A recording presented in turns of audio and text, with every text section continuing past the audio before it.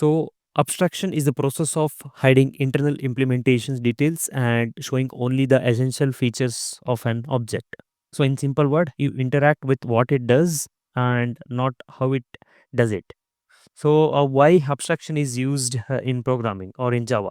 So, it hides a complexity by keeping users from dealing with unnecessary details. Then it improves the security by internal code can be hidden from external access. Then it increases the reusability, like common methods can be abstracted and reused. And it also promotes modularity, like by separating interface and the class implementations. So to give you an real world example, imagine you are driving a car and you use the steering wheel, accelerator, and brakes. Consider it as a public interface. Then you don't know how the engine works or how fuel converts to a motion. So this is an implementation class. So this is how the abstraction works. Like you use a something without knowing its complexity. So let's see how abstraction can be achieved in Java. So there are two ways. One is using abstract class, which is partially abstract, which can have concrete methods, and another one is using interface keyword, which is fully abstract. But after Java 8 version, they have added some features like using default and static inside the interface. So let's see how we can use abstract class. So until now you have seen for creating any class we use class keyword and just a class name. For abstraction we use abstract keyword in front of class. So class keyword. So here it's an example. You can see I have used abstract a keyword. So this abstraction in the sense without implementation, but for abstract class you can have some concrete methods. Here a concrete method, that is the method which can have implementation as well. That's why abstraction class is a partially abstract, it's not fully abstraction. So if you want to use this class, we usually extend it. So, as I mentioned, like abstract method declared without a body must be implemented by subclasses, and concrete method like fully implemented in abstract class. So here is an example. The same example you can see, like we have an abstract class with abstract keyword and two methods. One is abstract method and another one is concrete method. So abstract method is without implementation. Concrete method is which has some implementation or statements which do something. And I have two child class. One is dog and cat, which extends abstract class. So, once we override it, what we do is like we add some implementation. So I have same methods. You can see which is overridden and which does something, which is like just print a message saying dog barks and a cat meows. So I have a main class with a name zoo, and I have created object for dog. It's kind of upcasting. So I have a reference A1 here, A1 dot sound, which will print a dog barks. As it is overridden, it will take a child class implementation itself. Then if I use eat, it will say abstract class one, like this animal eats food. So you can use both the methods, one from abstraction and one from a child class. The same goes here. And using interface now, it's like 100% abstraction, that is a prior to 8 version. So syntax is we won't use class keyword here, it's just interface keyword and the interface name. And by default it is public and abstract, like there will be no implementation, and we'll see what are the features added after 8 version as well. So here is the example, like vehicle example without implementation. And until now we have used extend keyword to use inheritance or to get the parent class features. So here for interface we need to use implements. So you create the class, implement the interface so that you can use interface methods and all. That's all. Like here we will have implementation and it is abstract. So user will just see, okay, it's empty class or abstract method, but in the implementation we will be having actual logics. So I have two child class, that is car and bike. The car says like car starts with key and bike says like bike starts with a button. So I have a main class called garage. Here I have created object for car and bike, and just calling the method start, which will print the messages. So what is 100% abstraction? Look, 100% abstraction means um, no implementation details are provided, only method declaration, like with just a signature, which we have seen here. So there is no implementation, that just a method signatures. So why is an interface 100% abstraction traditionally? Like before Java 8, as I mentioned, interface could only have abstract method, no body and constant, like public static final variables. So whatever the fields you have, it should be static final, and there won't be a no constructor and a method logic. So it is 100% abstraction, that is before Java 8. So from Java 8 onwards, interface is no longer strictly 100% abstract, because introduced a default methods and a static methods in interface. Like you can have a default methods and a static methods which has some implementations. So this can contain method bodies. So it is no longer 100% abstract. So here is example, like you can have a default method which will have some statements or implementations. So practically it is not 100%, but before 7 it was 100% abstraction. So but again, even now, all the methods are still abstract by default, unless you mark it as a default or static. And a class cannot avoid implementing abstract methods. So in practice, like interface are used for all abstraction, like contract based design. So when to use what? Like let's say if your class contains a concrete method, you can go for abstract class. And for multiple inheritance, like if you want to achieve multiple inheritance, you can go with interface. Then for constructor support, if you want a constructor in your class, you can go with abstract class. And fields, like abstract class can have instance variable, but interface will have only static or final constants. And again, if you want to achieve 100% abstraction, you can go with you can always go with interface.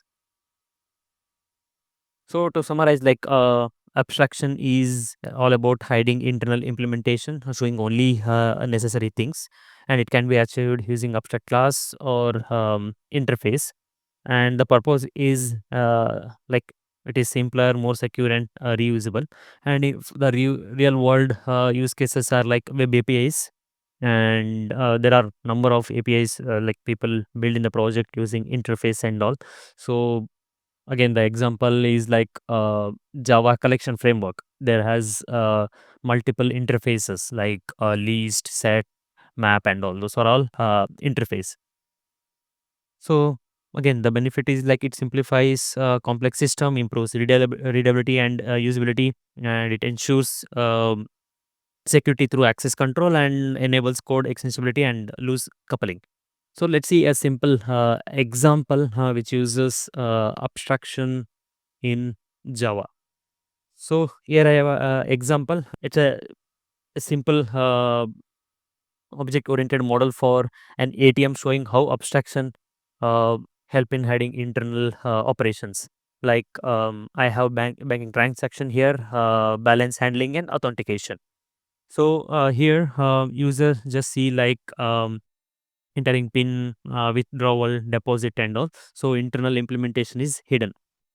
So user interacts only with public methods like authentication or authenticate user, or withdraw cash, or deposit, or check the balance.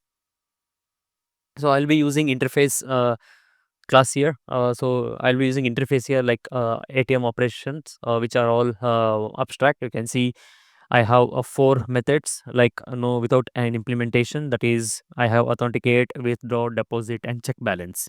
So here I have gone through like four steps, like creating interface and creating concrete bank class, like which will have some implementation. It's a bank account. Then comes a simple ATM, like ATM implementation using abstraction. Like I have implemented this interface. So I'll be having implementation for all those methods which I have in interface, then the main method. So let's start with interface. So I have, as I mentioned, I have four classes, four methods. That is authenticate, withdraw, deposit, and check balance. So authenticate is just to authenticate the user through a PIN, and withdraw just to withdraw amount, and deposit is to deposit the amount. Then check balance. So it is a simple bank account class which will have a private fields like card number, PIN, and balance. So I have incorporated like encapsulation as well. So it contains everything like encapsulation, polymorphism, and abstraction. So you can consider this example as a simple example on or high level example on oops concept in Java, like which contains inheritance. Like I'm inheriting the parent class, then I'm using encapsulation by hiding fields within the class, then using a polymorphism like just to override the methods. So I have a constructor here, simple bank account, which will initialize card number, PIN, and balance. Then there are a couple of methods like verify PIN, deposit, withdraw, get balance, and get card number. So these are getter methods, and I have a method to add the amount and detect the amount from the balance. So as soon as I deposit the amount, it will add it to the balance field, and it will print saying the amount deposited successfully. And again, if I withdraw, it will check whether I have a balance, and print the message like deduct the amount and print the message saying amount withdrawn successfully. Get balance and get card number just to get the balance and the card numbers.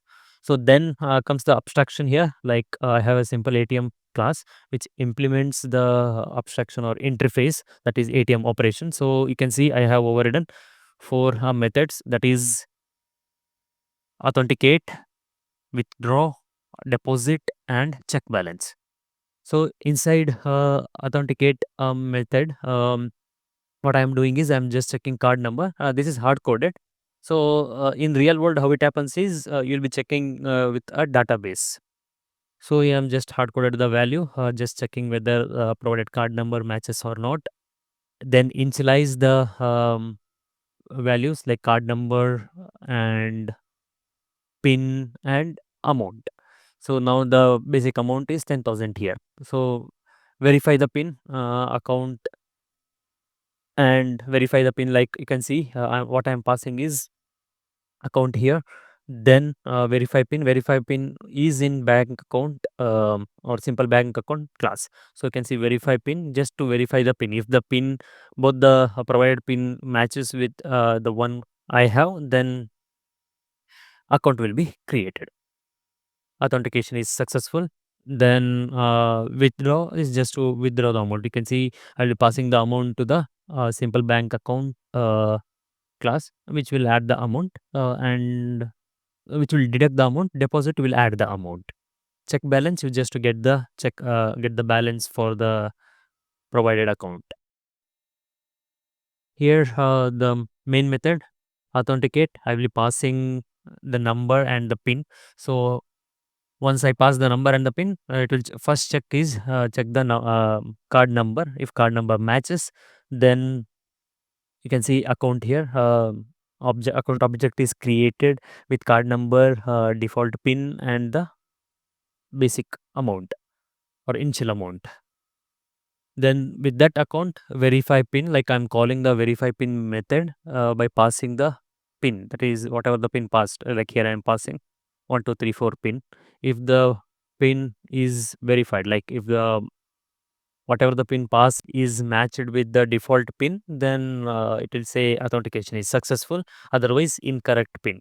If the passed card number is not matched, then card not recognized message will be printed. Then check balance to check the balance. It's as simple as I mentioned, like it's just use the getter method to get the balance.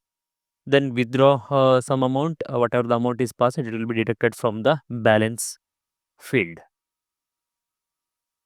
At last, like just to check the balance again, to again it's a use a getter method.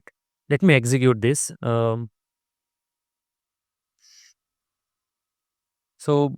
First authentication is successful. That is, as I have passed the correct number, it will say authentication is successful. Then current balance is 10,000 rupees. Then withdraw amount is 2,500. Then deposit 1,000. So after deducting 2,500, it would be 7,500. Then again deposit 1,000. So it is 8,500.